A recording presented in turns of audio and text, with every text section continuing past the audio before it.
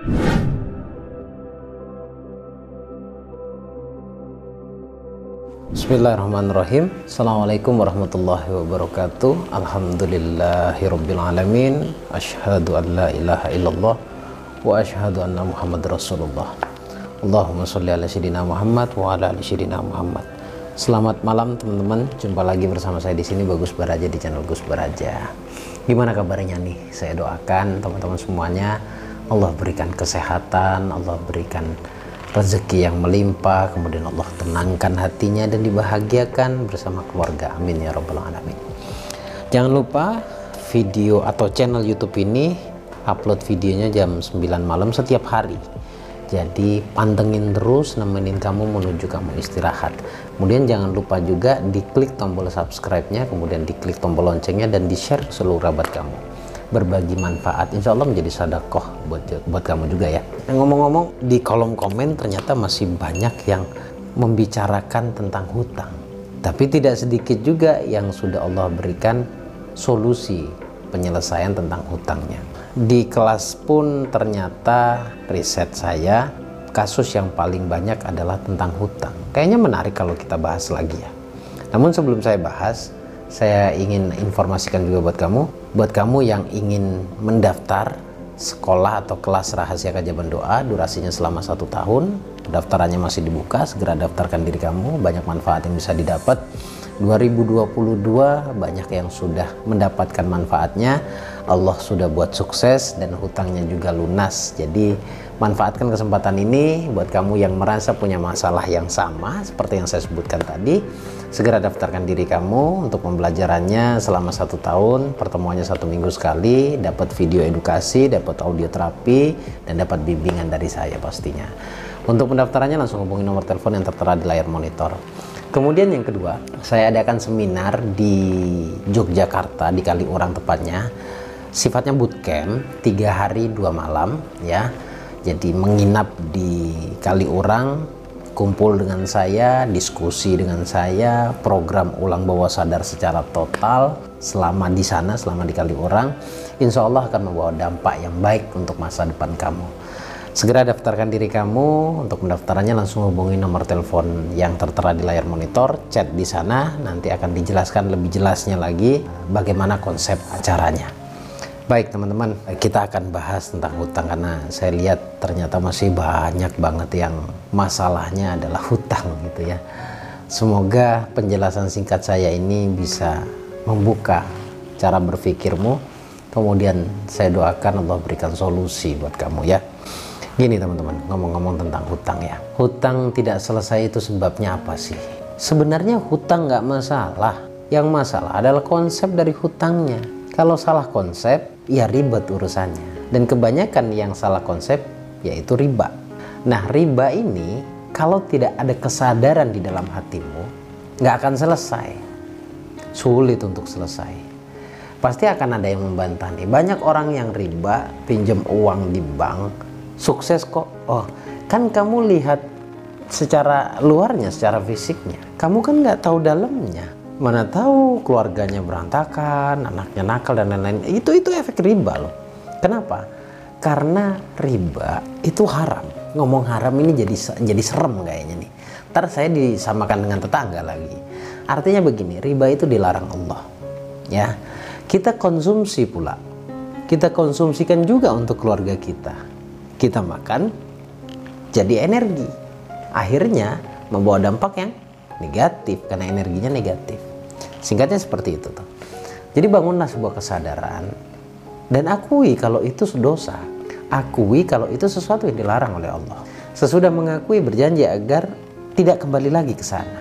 Berjanji kepada Allah, saya nggak akan kembali lagi ke sini ya Allah. Saya akan menyudahi ini semuanya. Bantu saya ya Allah. Menyudahi. Itu akad sumpah sama Allah sebenarnya. Nah, kamu berani nggak berjanji begitu sama Allah? Itu sederhananya ya. Sekarang saya akan bicara solusinya. Solusinya yang pertama adalah ini nggak bisa buru-buru. Kalau kamu terlalu buru-buru untuk mendapatkan solusi sama dengan mendikte Allah. Bagian kita ikhtiar, bagian kita usaha, bagian kita ibadah, bagian kita belajar, bagian kita berilmu, bagian Allah yang menentukan. Tapi Allah itu punya hukum pasti. Dimana ketika kita baik, kita menjadi manusia baik, Allah cukupkan semuanya. Percaya nggak percaya, banyak sudah yang mampu menyelesaikannya. Banyak sudah yang Allah berikan solusi, termasuk saya. Saya selesai dari riba, itu sangat membahagiakan. Hati tenang, ibadah nyaman, rezeki pun mengalir karena tidak ada tekanan psikis di sini. Ya. Tidak ada target yang harus saya bayar setiap bulannya. Tadi saya katakan bahwa riba itu permasalahannya. Kemudian hati kita harus tenang. Selain dari itu, ya, selain dari berjanji, kemudian bertobat ke Allah, kemudian tidak terburu-buru kepada Allah, tidak mendikte Allah, juga yang terpenting adalah mulai hari ini dan seterusnya, seandainya saya berikan pengibaratan kamu berdoa sehari itu 100 kali berdoa, berdoanya untuk kamu tuh 1 kali aja. 99 kali berdoa, doakan orang lain, doakan orang tuamu, doakan yang baik-baik, doakan guru-gurumu agar dimuliakan oleh Allah dan dicukupkan rezekinya. Doakan orang-orang terdekatmu, saudaramu, kerabatmu, siapapun itu, dan doakan setiap ada orang di jalan, siapapun mereka, mau kenal mau nggak kenal, doakan mereka. Lalu rutinlah dalam bersedekah. Nggak ada pilihan teman-teman, ya, nggak ada pilihan. Boleh jadi rezeki kita sempit karena dulu kita tidak pernah berbagi kepada orang lain, karena dulu kita menahan-nahan, di mana yang kita tahan adalah hak orang lain. Di rezeki kita, di dalam rezeki kita itu ada hak orang lain dan juga ada hak kita. Hak kita adalah berbagi. Ketika kita bersedekah, Allah akan kembalikan lagi berlipat-lipat. Bahkan banyak orang yang kerjanya biasa aja, dagangnya kecil-kecilan, tapi rezekinya melimpah. Dimudahkan oleh Allah untuk urusan rezeki. Disebabkan apa? Karena ada sesuatu yang mereka lakukan. Dan saya bertemu dengan orang-orang seperti ini. Gitu. Saya berhadapan dengan orang-orang seperti itu. Kerjanya biasa aja, dagangnya biasa aja, tapi rezekinya dicukupkan oleh Allah. Semua urusannya diselesaikan oleh Allah, semua urusannya dicukupkan oleh Allah, semua kebutuhannya pun dicukupkan oleh Allah. Kenapa? Karena dia melakukan apa yang sudah menjadi tugasnya sebagai manusia. Pertama, dia nerima, qanaah, nerima apapun yang sudah Allah berikan, mau baik mau buruk, dia terima ke Allah. Kemudian yang kedua, dia lakukan sedekah rutin. Sedekah itu penting, rutin, karena tidak ada jalan lain. Bersyukur, istighfar, sedekah. Itu yang sering saya sampaikan. Dan itu pula yang banyak membantu orang. Bukan saya yang membantu, Allah yang membantu dan meringankan bebannya. Lewat apa? Lewat spiritualitas. Jadi kalau tidak terbangun sebuah kesadaran bahwa solusi itu datangnya dari Allah, hidup kita akan semakin ruwet. Tadi saya sempat senggol, bersyukur. Pasti kamu akan mengatakan, saya ini sedang punya masalah, kenapa diharuskan untuk bersyukur? Gimana Gus maksudnya Gus? Bersyukurnya orang dapat kebahagiaan itu senang, gembira, bahagia. Bersyukurnya orang yang sedang dapat masalah itu diterima. Nah ini definisi qanaah itu ke sana. Bukan tidak mau akan dunia. Qanaah itu adalah menerima setiap apapun yang sudah Allah berikan, yang tidak diukur dengan besar kecilnya, sedikit atau banyaknya, baik atau buruknya. Semua diterima saja, karena terbaik menurutmu belum tentu terbaik menurut Allah, dan terbaik menurut kita belum tentu terbaik menurut Allah. Dengan kata lain apa? Yang terjadi adalah yang terbaik menurut Allah. Artinya kesulitanmu hari ini, ridholah di sana. Kalau kamu ingin mendapatkan ridhonya Allah, ridho dulu kita. Kitanya yang harus ridho dulu. Kita terima dulu, baru Allah ridho terhadap kita. Nah, kenapa saya katakan seperti itu? Kita nerima, Allah kasih. Mas ya, ingat ya, kita terima dengan baik, Allah kasih. Analogi sederhananya, kalau saya kasih sesuatu ke kamu, kasih ilmu ke kamu, kamu tolak mentah-mentah, misalkan kita berdua, mungkin saya akan langsung terdiam, saya nggak akan bicara lagi. Seperti itu analoginya. Jadi terima dulu, nanti Allah kasih. Ya, doakan orang lain yang ada di jalan, siapapun tadi yang saya sebutkan. Doakan orang tuamu, doakan guru-gurumu, doakan tetanggamu, doakan saudara-saudaramu, doakan semuanya. Orang-orang yang kamu lihat di jalan, baik kenal maupun tidak, doakan mereka. Karena ketika kita mendoakan orang lain, malaikat Allah turunkan untuk mengaminkan doa kita. Kemudian seketika malaikat pun mendoakan kita, mendapatkan sesuatu atau mendapatkan apapun yang kita doakan kepada orang lain. Segimanapun kita menolak, tentang keilmuan ini, toh pada akhirnya kita mengalami kok. Apalagi hari ini teman-teman yang ngerasa butuh solusi, nggak ada pilihan, kamu lakukan apa yang saya sampaikan. Walaupun terkesan saya sedikit maksa ya karena kita nggak pernah kenal loh ya. Kalau kamu berlimpah, kamu dimudahkan rezeki, kamu sendiri yang untung. Saya berani bicara seperti ini, berani bicara tentang keilmuan yang terbukti. Banyak orang yang sudah mendapatkan hasilnya. Dan kalau di channel YouTube ini kamu ngerasa nggak ada buktinya gitu kan, karena emang saya nggak doyan yang namanya testimoni. Saya nggak lagi jualan. Saya nggak mau kalaupun ada dulu-dulunya itu karena permintaan orang banyak. Sesekali bolehlah.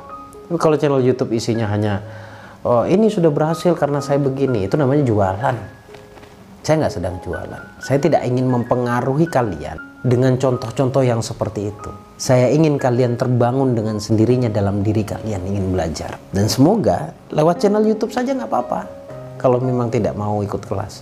Dan semoga harapan saya Allah berikan solusi kepada kita semuanya. Pertama, diterima dulu. Dan jangan terburu-buru mengharapkan solusi walaupun deadline Gus dan lain-lain. Ya mau gimana lagi?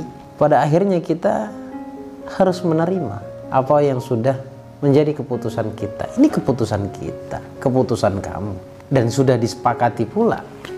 Yang namanya orang punya hutang ya pasti akan dibayar. Harus dibayar.